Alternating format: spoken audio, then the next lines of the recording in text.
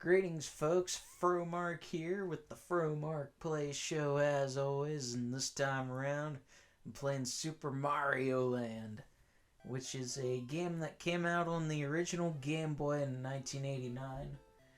In fact, it was released in North America on July 31st, 1989, and this was one of the earlier games that was released on the original Game Boy.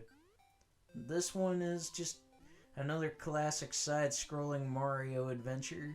However, this didn't have much of Shigeru Miyamoto's involvement and was developed by some other folks, and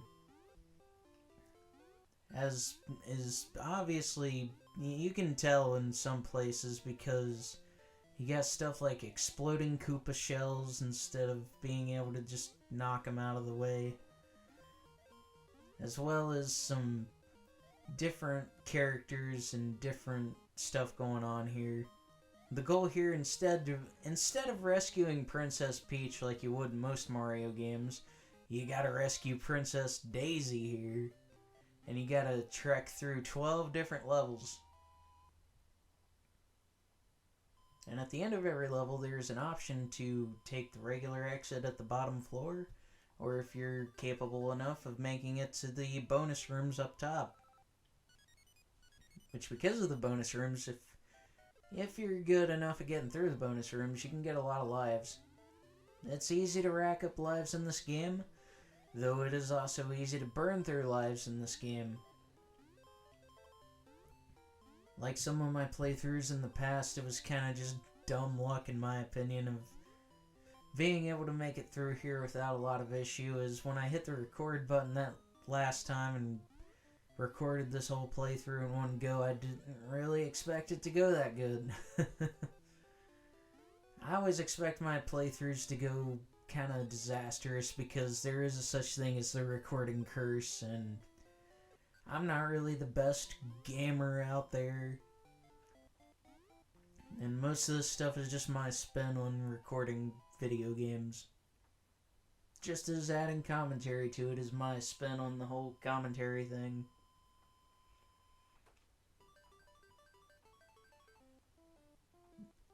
And managed to get one extra life out of it.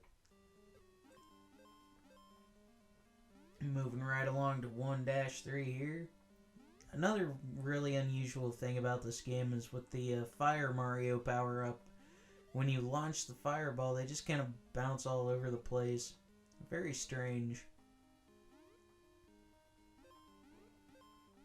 But a lot of ancient Egypt themes here with this level and the boss at the end of this level, but we'll get there.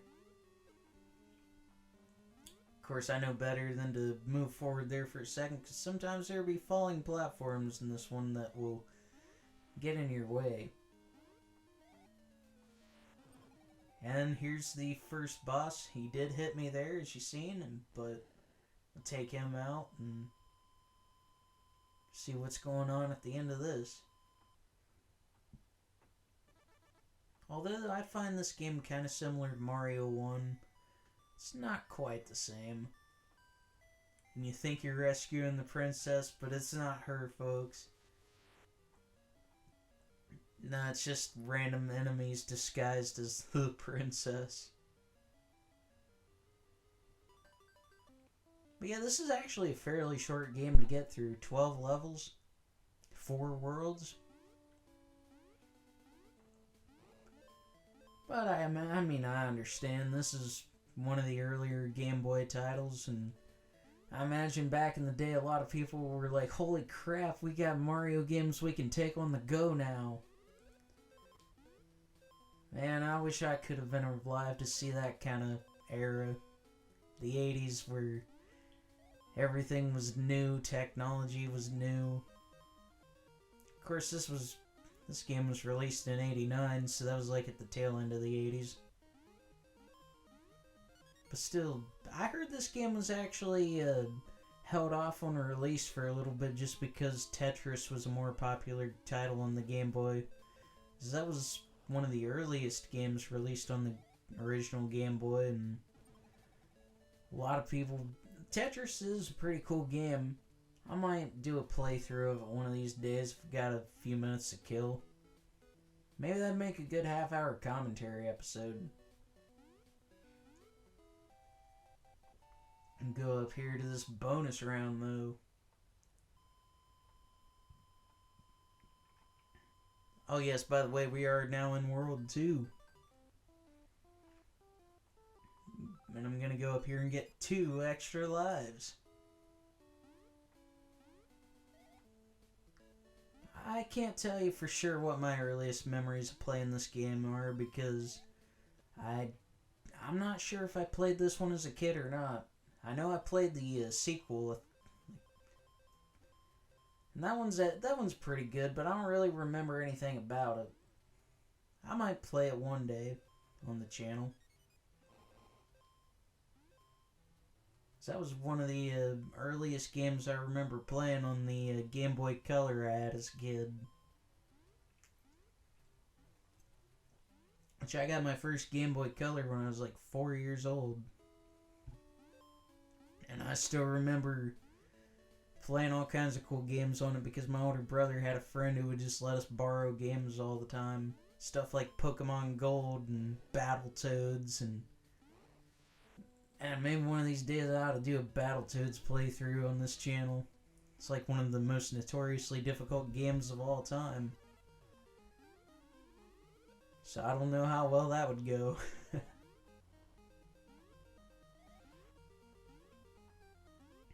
But yeah, this game is pretty similar to the original Super Mario Brothers game on the NES in a lot of ways, but also in a lot of ways it has its own identity. But mostly just how this game is an 8-bit Mario game as well as that one.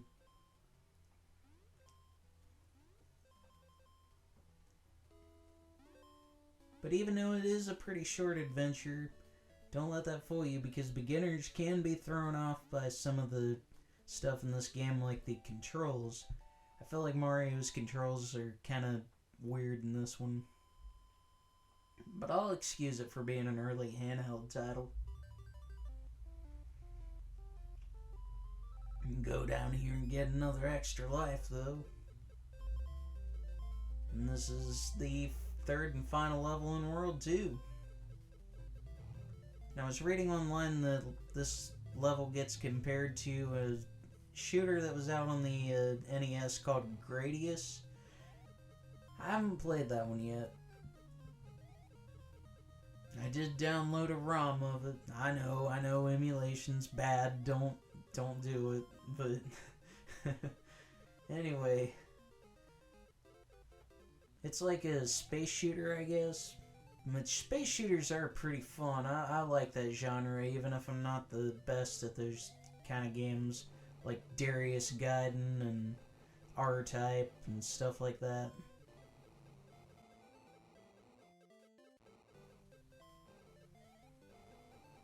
But yeah, the goal here is just to pretty much just shoot everything that comes at you and just float around. Some of the enemies, like these squids here, takes a couple of hits to actually go away.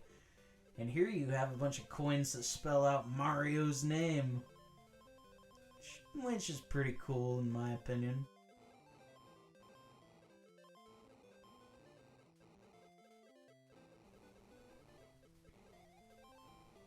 I'm pretty much just hitting every block until I find the power-up. And I missed the power-up. Now this enemy is a seahorse that makes a really weird noise when you hit it. Kind of sounds like a saxophone that has something clogged in it.